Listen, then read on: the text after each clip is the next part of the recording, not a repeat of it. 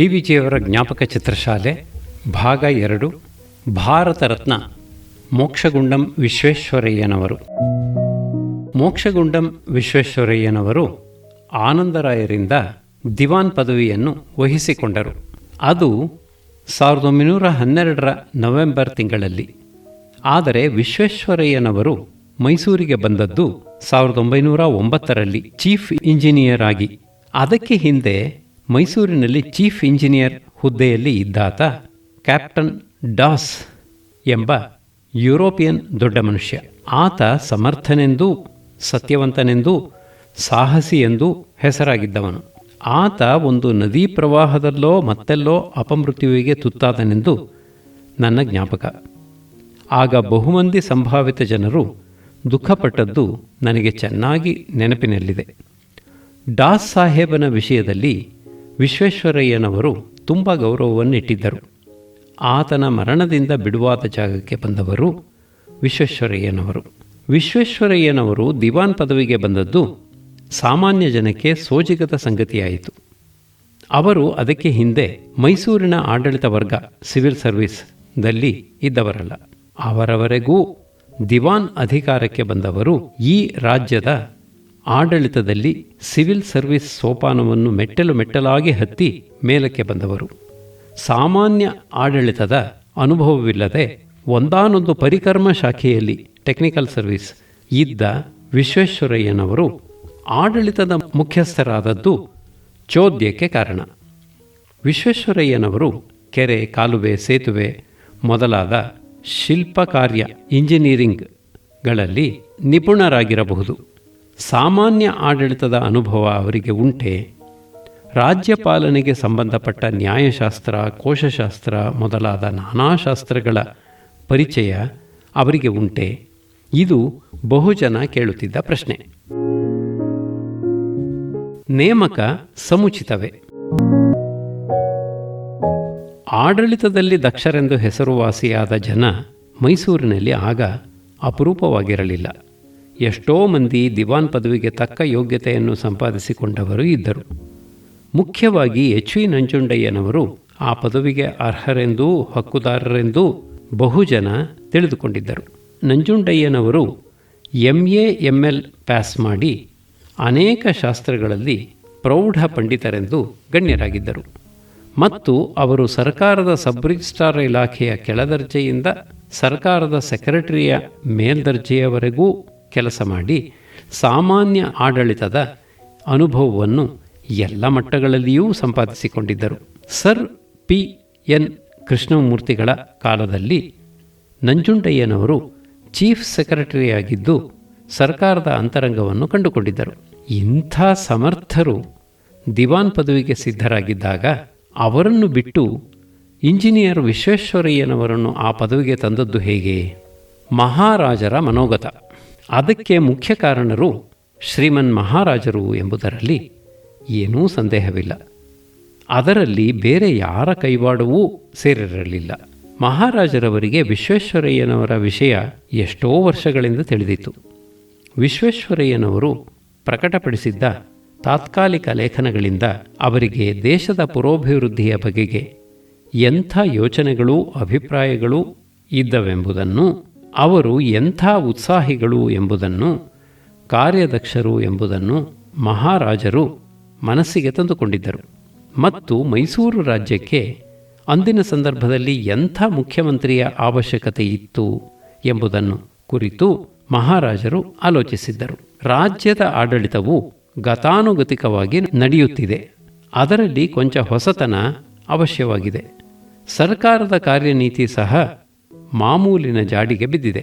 ಅದರಲ್ಲಿ ಒಂದು ಹೊಸ ಲವಲವಿಕೆ ಅವಶ್ಯವಾಗಿದೆ. ಇಂಡಿಯಾ ದೇಶ ಒಂದು ನವೀನತೆಯನ್ನು ತಾಳುತ್ತಿದೆ. ದೇಶದಲ್ಲಿ ಯಂತ್ರಕರ್ಮ ವಾಣಿಜ್ಯಗಳು ಬೆಳೆಯುವ ಕಾಲ ಇದು. ಇಂಥ ಹೊಸ ಕಾಲಕ್ಕೆ ಮೈಸೂರು ಹೊಂದಿಕೊಳ್ಳಬೇಕು. ಆದದ್ದರಿಂದ ಹೊಸ ದೃಷ್ಟಿಯುಳ್ಳ ಮಂತ್ರಿ ರಾಜ್ಯಕ್ಕೆ ಅವಶ್ಯವಾಗಿದೆ. ವಿಶ್ವೇಶ್ವರಯ್ಯನವರು ಈ ನೂತನ ಮಾರ್ಗಕ್ಕೆ ಅನುಕೂಲರಾದ ಕಾರ್ಯಕರ್ತರು ಎಂದು ಮಹಾರಾಜರ ಮನಸ್ಸಿಗೆ ತೋರಿತು. ಅದಕ್ಕೆ ಹಿಂದೆಯೇ ಮಹಾರಾಜರು 2-3 ಸಾರಿ ವಿಶ್ವೇಶ್ವರಯ್ಯನವರನ್ನು ಮೈಸೂರಿನಲ್ಲಿ ಉದ್ಯೋಗ ಮಾಡಲು ಆಹ್ವಾನಿಸಿದ್ದರು. ಆದರೆ ಆಗ ಮೈಸೂರಿನಲ್ಲಿ ವಿಶ್ವೇಶ್ವರಯ್ಯನವರು ಅಪೇಕ್ಷಿಸಬಹುದಾದದ್ದು ಏನೂ ಇರಲಿಲ್ಲ. ಸಂಬಳ, ಅಧಿಕಾರದ ಮನ್ನಣೆ, ಅಧಿಕಾರ ವ್ಯಾಪ್ತಿ ಇವು ಯಾವುವೂ ಅವರಿಗೆ ಆಗ ಬೊಂಬಾಯಿ ಸರ್ವಿಸ್ನಲ್ಲಿ ಕಡಿಮೆಯಾಗಿರಲಿಲ್ಲ. ಅವರು ಮೈಸೂರಿನಲ್ಲಿ ಅಪೇಕ್ಷಿಸುತ್ತಿದ್ದದ್ದು ಹುದ್ದೆಯನ್ನಲ್ಲ, ಸಂಬಳ ಸಾರಿಗೆಯನ್ನಲ್ಲ, ಅಧಿಕಾರದ ವಿಸ್ತಾರವನ್ನಲ್ಲ. ಅವರಿಗೆ ಬೇಕಾಗಿದ್ದದ್ದು ಕಾರ್ಯಾವಕಾಶ. ದೇಶಾಭ್ಯುದಯಕ್ಕಾಗಿ ಯಾವ ಯಾವ ಏರ್ಪಾಟು ಅವಶ್ಯವೆಂದು ಅವರು ತಮ್ಮ ಮನಸ್ಸಿನಲ್ಲಿ ಕಂಡುಕೊಂಡಿದ್ದರೋ ಆ ಯೋಚನೆಗಳನ್ನು ಕಾರ್ಯರೂಪಕ್ಕೆ ತಿರುಗಿಸಲು ಅವಕಾಶ ಬೇಕು ಎಂಬುದಷ್ಟೇ ವಿಶ್ವೇಶ್ವರಯ್ಯನವರ ಮನೋಗತ. ಹೀಗೆ ಮೈಸೂರಿನಿಂದ ಆಹ್ವಾನ 1909-10ರಲ್ಲಿ ವಿಶ್ವೇಶ್ವರಯ್ಯನವರಿಗೆ ಅಂಗೀಕಾರಾರ್ಹವಾಯಿತು. ಆ ವೇಳೆಗೆ ಬೊಂಬಾಯಿಯಲ್ಲಿ ಅವರ ಸರ್ವೀಸು ಎಷ್ಟು ಉನ್ನತವಾದ ಹಂತಕ್ಕೆ ಒದಗಬಹುದೋ ಅಷ್ಟರವರೆಗೆ ಮುಟ್ಟಿತ್ತು. ನಂಜುಂಡಯ್ಯನವರ ನಿರ್ಮತ್ಸರತೆ. ಎಚ್ ವಿ ನಂಜುಂಡಯ್ಯನವರು ತಮಗೆ ಸಲ್ಲಬೇಕಾದದ್ದೆಂದು ನಿರೀಕ್ಷಿಸಿಕೊಂಡಿದ್ದ ಪದವಿಯನ್ನು ವಿಶ್ವೇಶ್ವರಯ್ಯನವರು ಆಕ್ರಮಿಸುವಂತಾದ ಕಾರಣದಿಂದ ಅವರಿಬ್ಬರ ಮನಸ್ಸುಗಳಲ್ಲಿ ಕೊಂಚವಾದರೂ ಕಹಿ ಉಂಟಾಗಿರಬೇಕು ಎಂದು ಯಾರಾದರೂ ಭಾವಿಸಿದ್ದರೆ ಅದು ತಪ್ಪು ಭಾವನೆ. ನಂಜುಂಡಯ್ಯನವರು ವಿಶ್ವೇಶ್ವರಯ್ಯನವರು ಒಂದೇ ಬ್ರಾಹ್ಮಣ ಪಂಗಡಕ್ಕೆ ಸೇರಿದವರು. ಮೊದಲಿನಿಂದಲೂ ಸ್ನೇಹಿತರಾಗಿದ್ದರು. ಆಮೇಲೂ ಅದೇ ರೀತಿ ಸ್ನೇಹಿತರಾಗಿದ್ದರು. ವಿಶ್ವೇಶ್ವರಯ್ಯನವರು ಮಾಡಬೇಕಾಗಿದ್ದ ಕಾರ್ಯ ಬೇರೆಯಾದದ್ದು ಒಂದು ಇತ್ತು ಎಂಬುದನ್ನು, ಆ ಕಾರ್ಯವನ್ನು ಮಾಡಲು ಅವರು ಮಾತ್ರವೇ ಶಕ್ತರೆಂಬುದನ್ನು ನಂಜುಂಡಯ್ಯನವರು ಮನಸಾ ಗ್ರಹಿಸಿದ್ದರು. ವಿಶ್ವೇಶ್ವರಯ್ಯನವರಾದರೋ ದೇಶದ ಹಿತಕ್ಕಾಗಿ ನಡೆಯಬೇಕಾದ ಕಾರ್ಯಗಳು ನಂಜುಂಡಯ್ಯನವರೇ ನಡೆಸಬಹುದಾದ ಬೇರೆ ಇದ್ದವು ಎಂಬುದನ್ನು ಕಂಡುಕೊಂಡಿದ್ದರು. ಎಲ್ಲಿ ಪಾಂಡಿತ್ಯ, ದೀರ್ಘಕಾಲದ ಅನುಭವ, ಬಹುಮುಖವಾದ ವಿದ್ವತ್ತು ಅವಶ್ಯವೋ ಅಲ್ಲಿ ನಂಜುಂಡಯ್ಯನವರನ್ನು ಬಿಟ್ಟರೆ ಆಗದೆಂದು ವಿಶ್ವೇಶ್ವರಯ್ಯನವರಿಗೆ ಮನವರಿಕೆಯಾಗಿತ್ತು. ಯೂನಿವರ್ಸಿಟಿ, ಸಾಹಿತ್ಯ ಪರಿಷತ್ತು ಮೊದಲಾದ ಕಾರ್ಯಕ್ಷೇತ್ರಗಳನ್ನು ನಂಜುಂಡಯ್ಯನವರಿಗೆ ಒಪ್ಪಿಸಿಕೊಟ್ಟರು. ಹೀಗೆ ವಿಶ್ವೇಶ್ವರಯ್ಯನವರೂ ನಂಜುಂಡಯ್ಯನವರೂ ಸ್ನೇಹಿತರಾಗಿಯೇ ಇದ್ದು ಕೆಲಸ ಮಾಡಿದರು. ನಂಜುಂಡಯ್ಯನವರ ಸಭಾ ವೈಶಿಷ್ಟ್ಯ. ಆದರೆ ವಿಶ್ವೇಶ್ವರಯ್ಯನವರ ಕಾರ್ಯನೀತಿಯನ್ನು ಕುರಿತು ನಂಜುಂಡಯ್ಯನವರು ಆಗಾಗ ಆಕ್ಷೇಪಣೆ ಮಾಡಲಿಲ್ಲವೇ, ಹಾಸ್ಯ ಮಾಡಲಿಲ್ಲವೇ? ಅವರು ಹಾಗೆ ಮಾಡಿದ್ದುಂಟು. ಅದು ನಂಜುಂಡಯ್ಯನವರ ಸ್ವಭಾವದಲ್ಲಿದ್ದ ಗುಣ. ಒಬ್ಬರು ಒಂದು ಪಕ್ಷವನ್ನು ಹಿಡಿದಾಗ ಅದಕ್ಕೆ ಮತ್ತೊಂದು ಪಕ್ಷ ಉಂಟೆಂದು ತೋರಿಸಿಕೊಡುವುದು, ಕುಚೋದ್ಯಕ್ಕೆ ಅವಕಾಶ ಕಂಡಾಗ ಕೊಂಚ ನಗುವೆಬ್ಬಿಸುವುದು, ಟೀಕೆಗೆ ಕಾರಣ ತೋರಿದಾಗ ಸೂಚಕ ರೀತಿಯಲ್ಲಿ ಸಜೆಸ್ಟಿವ್ ಟೀಕೆ ಮಾಡುವುದು ನಂಜುಂಡಯ್ಯನವರಿಗೆ ನೈಜವಾಗಿ ಬಂದ ಗುಣ. ವಿಶ್ವೇಶ್ವರಯ್ಯನವರಲ್ಲದೆ ಬೇರೆ ಯಾರು ದಿವಾನರಾಗಿದ್ದರೂ ಅವರು ನಂಜುಂಡಯ್ಯನವರ ಟೀಕೆ ಟೋಕೆಗಳನ್ನು ತಪ್ಪಿಸಿಕೊಳ್ಳಲಾಗುತ್ತಿರಲಿಲ್ಲ. ಚತುರ್ಮುಖಿ ಬ್ರಹ್ಮನೇ ಎದುರಿಗೆ ಬಂದಿದ್ದರೂ ನಂಜುಂಡಯ್ಯನವರು ಸೃಷ್ಟಿಯಲ್ಲಿ ಕಾಣದ ಲೋಪಗಳನ್ನು ಕುರಿತು ಬ್ರಹ್ಮನೊಡನೆ ಪುಕಾರು ಮಾಡದೆ ಇರುತ್ತಿರಲಿಲ್ಲ. ಇಂಥ ಸೃಷ್ಟಿ ಮಾಡೋದಕ್ಕೆ 4 ಮುಖ ಯಾಕೆ, ಒಂದು ಮುಖ ಸಾಲದೆ ಎಂದು ಕೇಳುತ್ತಿದ್ದರು. ನಂಜುಂಡಯ್ಯನವರ ಆಕ್ಷೇಪಣೆಯ ವಾಕ್ಯನಲ್ಲಿ ವೈಯಕ್ತಿಕವಾದ ಮಾತ್ಸರ್ಯವಾಗಲಿ ವೈಷಮ್ಯವಾಗಲಿ ಇರಲಿಲ್ಲ. ವಿಶ್ವೇಶ್ವರಯ್ಯನವರು ನಂಜುಂಡಯ್ಯನವರು ಪರಸ್ಪರ ಸಹಾಯಕರಾಗಿಯೂ ಪರಸ್ಪರ ಪರಿಪೂರಕರಾಗಿಯೂ ಕೆಲಸ ನಡೆಸಿದರು. ವಿಶ್ವೇಶ್ವರಯ್ಯನವರು ದಿವಾನ್ ಹುದ್ದೆಗೆ ನೇಮಕವಾದದ್ದು ಸಂಸ್ಥಾನದ ಎಲ್ಲ ಭಾಗಗಳಲ್ಲಿಯೂ ಜನಸಾಮಾನ್ಯಕ್ಕೆ ಸಂತೋಷ ಉಂಟು ಮಾಡಿತು. ವಿದ್ಯಾಧಿಕರ ತರ್ಕಗಳು, ಸಂದೇಹಗಳು ಏನಾದರೂ ಇರಲಿ, ರಾಜಕೀಯ ಆಶೋತ್ತರಗಳಿಗೆ ಸಿಕ್ಕದಿರುವ ಜನಸಾಮಾನ್ಯವು ಹೊಸ ದಿವಾನರನ್ನು ಉತ್ಸಾಹದಿಂದಲೇ ಬರಮಾಡಿಕೊಂಡಿತು. ಅದೊಂದು ನೂತನ ಯುಗದ ಪ್ರಾರಂಭ ಎಂದೇ ಅವರ ಸಂತೋಷ. ಇದು ವಿಶ್ವೇಶ್ವರಯ್ಯನವರು ನಡೆಸಿದ ಪ್ರಜಾಪ್ರತಿನಿಧಿ ಸಭೆಯಲ್ಲಿ ಕಣ್ಣಿಗೆ ಕಟ್ಟಿದಂತೆ ಎದ್ದು ಕಾಣುತ್ತಿತ್ತು. ಸಭಿಕರು ಒಮ್ಮನಸ್ಸಿನಿಂದ ಹೊಸ ದಿವಾನರನ್ನು ಮುಕ್ತಕಂಠರಾಗಿ ಅಭಿನಂದಿಸಿದರು. ಒಬ್ಬನೊಬ್ಬ ಸಭಾಸದರು ತಮ್ಮನ್ನು ಅತಿಯಾದ ಪ್ರಶಂಸೆ ಮಾಡಿದರೆಂದು ವಿಶ್ವೇಶ್ವರಯ್ಯನವರು ಭಾವಿಸಿ ಆ ಭಾಷಣವನ್ನು ತಡೆಯಲು ಉದ್ಯುಕ್ತರಾದರು. ಆಗ ಮತ್ತೊಮ್ಮೆ ಸಭಾಸುದರು ಚಿಕ್ಕಬಳ್ಳಾಪುರದ ವಕೀಲ್ ಸೂರಶಾಸ್ತ್ರಿಗಳೆಂಬ ವೃದ್ಧ ಮಹನೀಯರು ಎದ್ದು ನಿಂತು, ಸ್ವಾಮಿ, ತಮ್ಮನ್ನು ನಾವು ಚಿಕ್ಕಂದಿನಿಂದ ಬಲ್ಲೆವು. ತಮ್ಮ ಹುಟ್ಟಿನಿಂದ ತಮ್ಮ ಚಿಕ್ಕಬಳ್ಳಾಪುರವು ಪ್ರಪಂಚದಲ್ಲಿ ಇರುವುದು ಸಾರ್ಥಕವಾಗಿದೆ.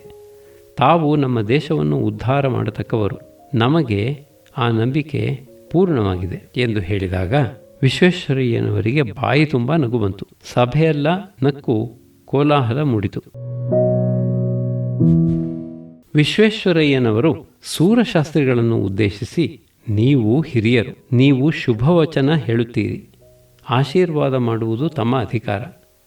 ಆದರೆ ನಾವು ಹೇಗೆ ನಡೆದುಕೊಳ್ಳುತ್ತೇವೋ ನಿಮ್ಮ ವಿಶ್ವಾಸವೂ ಸಮರಸವೂ ನಮಗೆ ಬೇಕು ಎಂದರು. ಸಭೆ ಆನಂದಿಸಿತು. ಮೂಲ ಸೂತ್ರ: ಮೇಲೆ ಹೇಳಿದ ಸಂದರ್ಭಗಳ ಅನುಪೂರ್ವಿಯಿಂದ ಹೊರಡುವ ತಾತ್ಪರ್ಯ ಹೀಗೆ. ವಿಶ್ವೇಶ್ವರಯ್ಯನವರಿಗೆ ಮೈಸೂರಿನಲ್ಲಿ ಬೇಕಾಗಿದ್ದದ್ದು ನೌಕರಿಯಲ್ಲ, ಸಂಬಳವಲ್ಲ, ಹುದ್ದೆಯಲ್ಲ, ಸೇವಾವಕಾಶ. ಆದರೆ ಅವರ ಸೇವೆ ಯಾವ ರೂಪದಲ್ಲಿ ಇರಬೇಕು ಎಂಬುದನ್ನು ಅವರು ಮನಸ್ಸಿನಲ್ಲಿ ಆಲೋಚನೆ ಮಾಡಿ ಅದಕ್ಕೆ ತಕ್ಕ ಮನಸ್ಸಿದ್ಧತೆಯನ್ನು ಮಾಡಿಕೊಂಡಿದ್ದರು. ಅವರು ದಿವಾನ್ ಪದವಿಗೆ ಹತ್ತಿದ್ದು ಸ್ವಪ್ರಯೋಜನದ ಯೋಚನೆಯಿಂದಲ್ಲ, ಸ್ವಕರ್ತವ್ಯದ ಯೋಚನೆಯಿಂದ. ಇದಕ್ಕೆ ಇತರ ರುಜುವಾತುಗಳನ್ನೂ ಕೊಡಬಹುದು. ದಿವಾನ್ ಕೃಷ್ಣಮೂರ್ತಿಗಳವರ ಕಾಲದಲ್ಲಿ ಪಾರ್ಸಿ ಕೈಗಾರಿಕೋದ್ಯಮಿ ಜೆಮ್ಶೆಡ್ಜಿ ತಾತಾರವರು ವಿಜ್ಞಾನ ಸಂಶೋಧನಾ ಕಾರ್ಯದಲ್ಲಿ ಪಾರ್ಸಿ ಕೈಗಾರಿಕೋದ್ಯಮಿ ವಿಜ್ಞಾನ ಸಂಶೋಧನಾ ಸಂಸ್ಥೆಯೊಂದನ್ನು ಸಂಕಲ್ಪಿಸಿದಾಗ ಆ ಸಂಕಲ್ಪಕ್ಕೆ ಮೈಸೂರು ಸರ್ಕಾರ ಪ್ರೋತ್ಸಾಹ ಕೊಟ್ಟು ಆ ಸಂಸ್ಥೆಯನ್ನು ಬೆಂಗಳೂರಿಗೆ ಬರಹೇಳತಕ್ಕದ್ದೆಂದು ವಿಶ್ವೇಶ್ವರಯ್ಯನವರು ದಿವಾನ್ ಕೃಷ್ಣಮೂರ್ತಿಯವರಿಗೆ ಸಲಹೆ ನೀಡಿದರು. ಅದಕ್ಕೂ ಮುಂಚೆ 1912ರಲ್ಲಿ ವಿಶ್ವೇಶ್ವರಯ್ಯನವರು a vision of prosperous Mysuru ಎಂಬ ಹೆಸರಿನ ಒಂದು ಲಘು ಪುಸ್ತಕವನ್ನು ಬರೆದು ಪ್ರಕಟ ಮಾಡಿದ್ದರು. ಅದರ ಮುಖಪತ್ರದ ಮೇಲೆ ಅವರ ಹೆಸರಿಲ್ಲ, ಬಯ್ಯ ಮೈಸೂರಿಯನ್ ಎಂದಷ್ಟೇ ಅಲ್ಲಿರುವುದು. ಆ ಲಘು ಪುಸ್ತಕದಲ್ಲಿ ಲೇಖಕರು ವಿದ್ಯಾಪ್ರಚಾರದ ಅವಶ್ಯಕತೆ, ವಿದ್ಯಾಕ್ರಮದಲ್ಲಿ ಇರಬೇಕಾದ ವಿಭಿನ್ನತೆ, ಕಾರ್ಖಾನೆ ಯಂತ್ರ ಕರ್ಮಗಳ ಇವೇ ಮೊದಲಾದ ಸಂಪತ್ ಸಮೃದ್ಧಿ ಸಾಧನಗಳನ್ನು ಸೂಚನೆ ಮಾಡಿದ್ದಾರೆ. ಹೀಗೆ ಪದವಿಗೆ ಮುಂಚೆ ಕರ್ತವ್ಯ ಚಿಂತೆ, ಹುದ್ದೆಗೆ ಮೊದಲು ಉದ್ದೇಶ ಚಿಂತೆ, ಇದು ವಿಶ್ವೇಶ್ವರಯ್ಯನವರ ಜೀವನದ ಮೂಲ ಸೂತ್ರ ಎನ್ನಬಹುದು. ಇದನ್ನು ನಿದರ್ಶನಪಡಿಸುವ ಇನ್ನೊಂದು ನಿದರ್ಶನ ಜ್ಞಾಪಕಕ್ಕೆ ಬರುತ್ತದೆ.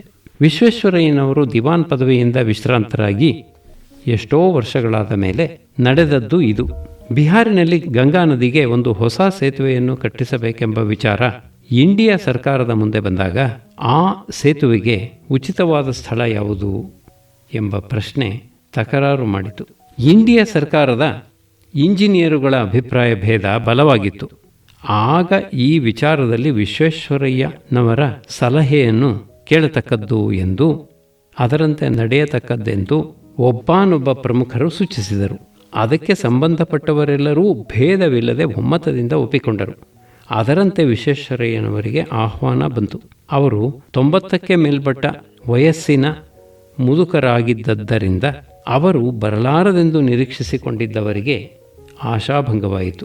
ವಿಶ್ವೇಶ್ವರಯ್ಯನವರನ್ನು ಬರಮಾಡಿಕೊಂಡು ಅವರಿಗೆ ಬೇಕಾದ ಸೌಕರ್ಯಗಳನ್ನು ಒದಗಿಸುವಂತೆ ಸರ್ಕಾರದ ಅಧಿಕಾರಿಗಳಿಗೆ ತಾಕೀತಾಯಿತು. ಆ ಅಧಿಕಾರಿಗಳಲ್ಲಿ ಒಬ್ಬರಿಂದ ನಾನು ಕೇಳಿದ್ದನ್ನು ಇಲ್ಲಿ ಹೇಳುತ್ತಿದ್ದೇನೆ. ವಿಶ್ವೇಶ್ವರಯ್ಯನವರನ್ನು ನದಿಯ ತೀರಕ್ಕೆ ಕರೆದುಕೊಂಡು ಹೋಗಲು ಡೋಲಿಗಳು ಸಿದ್ಧವಾಗಿದ್ದವು. ಆ ಪ್ರದೇಶ ಬಂಡೆಗುಡ್ಡಗಳಿಂದ ತುಂಬಿದ್ದದ್ದು. ಪ್ರಾಯದಲ್ಲಿರುವವರಿಗೂ ಅಲ್ಲಿ ಸಂಚಾರ ಕಷ್ಟವಾದದ್ದು. ಆದದ್ದರಿಂದ ಮುದುಕರನ್ನು ಡೋಲಿಯಲ್ಲಿ ಕೂಡಿಸಿ ಅವರ ಮೈಕೈ ಅಲುಗದಂತೆ ಕರೆದುಕೊಂಡು ಹೋಗಿ ಅವರು ನೋಡಬೇಕಾಗಿದ್ದ ಪ್ರದೇಶವನ್ನು ಡೋಲಿಯಿಂದಲೇ ನೋಡುವಂತೆ ಏರ್ಪಾಟಾಗಿತ್ತು. ವಿಶ್ವೇಶ್ವರಯ್ಯನವರಾದರೋ ಕಾರಿನಿಂದ ಧುಮುಕಿದರು. ನೆಲದಿಂದ ಬಂಡೆಯ ಮೇಲಕ್ಕೆ ಹಾರಿದರು. ಅಲ್ಲಿಂದ ಇನ್ನೊಂದು ಗುಡ್ಡಕ್ಕೆ ಎಗರಿದರು. 1 ಗಂಟೆಯೊಳಗಾಗಿ ಆ ಪ್ರದೇಶವನ್ನೆಲ್ಲ ತಮ್ಮ ಕಾಲುಗಳಿಂದಲೇ ಸಂಚಾರ ಮಾಡಿ ಅಜಮಾಯಿಷಿ ಮಾಡಿಕೊಂಡು ಬಂದರು. ಡೋಲಿಗಳು ಸಹಾಯಕರು ಹಿಂದೆ ಹಿಂದೆ ಕುಂಟಿಕೊಂಡು ಬರುತ್ತಿದ್ದರು. ವಿಶ್ವೇಶ್ವರಯ್ಯನವರ ಲವಲವಿಕೆಯನ್ನು ನೋಡಿ ಅವರು ಮುದುಕರಲ್ಲವೇ ಅಲ್ಲ, ಅವರಿಗೆ 90 ಇಲ್ಲ ಎಂದೆಲ್ಲ ಆ ಕಾರ್ಯವರ್ಗದವರು ವಾದ ಮಾಡುತ್ತಿದ್ದರಂತೆ. ಆ ಪ್ರದೇಶವನ್ನೆಲ್ಲ ಅಜಮಾಯಿಷಿ ಮಾಡಿದ್ದಾದ ಮೇಲೆ ಬಳಿಕ ವಿಶ್ವೇಶ್ವರಯ್ಯನವರು ಟ್ರಾವೆಲರ್ಸ್ ಬಂಗಲೆಗೆ ಬಂದು ಅಲ್ಲಿ ಮೇಜಿನ ಮೇಲೆ ಕಾಗದದ ಹಾಳೆಗಳನ್ನು ಹಾಸಿ ಅದರ ಮೇಲೆ ಡ್ರಾಯಿಂಗ್ ಬರೆಯಲು ಉಪಕ್ರಮಿಸಿದರು. ಸೇತುವೆಯ ಅಡಿಪಾಯ ಎಲ್ಲಿರತಕ್ಕದ್ದು, ಅದು ಎಲ್ಲಿಂದ ಹೊರಟು ಎಲ್ಲಿ ಸೇರತಕ್ಕದ್ದು, ಅದರ ಕಟ್ಟಡದ ಅಗಲ, ಆಳ, ಎತ್ತರ ಇವೇ ಮೊದಲಾದ ವಿವರಗಳನ್ನು ಗುರುತು ಮಾಡಿದರು. ಬಳಿಕ ತಮ್ಮ ರಿಪೋರ್ಟನ್ನು ಬರೆದರು. ಅದಾದ ಮೇಲೆ ಅಲ್ಲಿಯ ಹಣಕಾಸಿನ ಮುಖ್ಯಾಧಿಕಾರಿಯನ್ನು ಕರೆದು ಹೇಳಿದರು, ವಿಶ್ವೇಶ್ವರಯ್ಯ, ಈ ರಿಪೋರ್ಟನ್ನೆಲ್ಲ ಅಚ್ಚು ಮಾಡಿಸಬೇಕು, ಅದರ ಪ್ರತಿಗಳನ್ನು ಅಮೆರಿಕದಲ್ಲಿಯೂ ಹಂಚಬೇಕಾಗುತ್ತದೆ. ಆದದ್ದರಿಂದ ಬಹು ಸೊಗಸಾಗಿ ಅಚ್ಚು ಮಾಡಿಸಬೇಕು. ಅಧಿಕಾರಿ, ಸರ್ಕಾರವು ಅಚ್ಚು ಮಾಡಿಸುವುದಕ್ಕೆ 500 ರೂಪಾಯಿ ಮಂಜೂರು ಮಾಡಿದ್ದಾರೆ, ಅಷ್ಟರಲ್ಲಿ ಶಕ್ಯವಿದ್ದಂತೆ ಮಾಡುತ್ತೇನೆ. ವಿಶ್ವೇಶ್ವರಯ್ಯ, ಛೇ, ಸರ್ಕಾರದ ಹಣ ನನಗೆ ಬೇಕಿಲ್ಲ, ಅವರು ಏನಾದರೂ ಮಾಡಿಕೊಳ್ಳಲಿ, ಈ ರಿಪೋರ್ಟನ್ನು ಅಚ್ಚು ಮಾಡುವ ಹಣವನ್ನು ನಾನು ಕೊಡುತ್ತೇನೆ, ಇದು ನನ್ನ ಸ್ವಂತ ಕೆಲಸ. ದೇಶ ಕಾರ್ಯ ದೀಕ್ಷೆ. ವಿಶ್ವೇಶ್ವರಯ್ಯನವರು ದಿವಾನ್ ಪದವಿಯನ್ನು ಹತ್ತುವುದಕ್ಕೆ ಕೆಲವು ವಾರ ಮಾತ್ರ ಹಿಂದೆ ನಡೆದ ಒಂದು ಸಂದರ್ಭವನ್ನು ಇಲ್ಲಿ ಸ್ಮರಿಸಲು ವಾಚಕರ ಅಪ್ಪಣೆ ಬೇಡುತ್ತೇನೆ. ಆ ಸಂದರ್ಭವು ನನ್ನನ್ನು ಕುರಿತದ್ದು ಆದುದರಿಂದ ಅದು ಸ್ವಪ್ರಶಂಸೆ ಎಂದು ತೋರಬಹುದು. ಇದಕ್ಕಾಗಿ ನಾನು ಕ್ಷಮೆ ಬೇಡಬೇಕಾಗಿದೆ. 1910ರ ಸುಮಾರಿನಲ್ಲಿ ನಾನು ದಿವಾನ್ ರಂಗಾಚಾರ್ಲುರವರ ಕಾರ್ಯ ವಿಚಕ್ಷಣೆಯನ್ನು ಕುರಿತು ಇಂಗ್ಲಿಷ್ನಲ್ಲಿ ಒಂದು ಸಣ್ಣ ಪ್ರಬಂಧವೊಂದನ್ನು ಬರೆದು ಅದನ್ನು ಮದ್ರಾಸಿನ ಇಂಡಿಯನ್ ರಿವ್ಯೂ ಮಾಸಪತ್ರಿಕೆಗೆ ಕಳುಹಿಸಿದ್ದೆ. ಆ ಪತ್ರಿಕೆಯ ಸಂಪಾದಕರು G.A. ನಟೇಶನ್ ಎಂಬ ಪ್ರಸಿದ್ಧ ಪತ್ರಿಕಾಕರ್ತರು ಮತ್ತು ಗ್ರಂಥ ಪ್ರಕಾಶಕರು. ನಟೇಶನ್ರವರು ನನ್ನ ಪ್ರಬಂಧದ ಕೆಲವು ಭಾಗಗಳನ್ನು ಇಂಡಿಯನ್ ರಿವ್ಯೂ ಪತ್ರಿಕೆಯಲ್ಲಿ ಪ್ರಕಟಿಸಿದ್ದಲ್ಲದೆ ನನ್ನ ಪ್ರಬಂಧವನ್ನು ಪೂರ್ತಿಯಾಗಿ ಒಂದು ಲಘು ಪುಸ್ತಕ ರೂಪದಲ್ಲಿಯೂ ಪ್ರಕಟಪಡಿಸಿದರು. ಇದು ಆಗಿ ಕೆಲವು ವಾರ ಕಳೆದ ಮೇಲೆ ಒಂದು ದಿನ ನನ್ನ ಕೈಗೆ ಒಂದು ಅಮೂಲ್ಯವಾದ ಪತ್ರ ಬಂತು. ಆ ಪತ್ರ ವಿಶ್ವೇಶ್ವರಯ್ಯನವರು ಬರೆದಿದ್ದದ್ದು.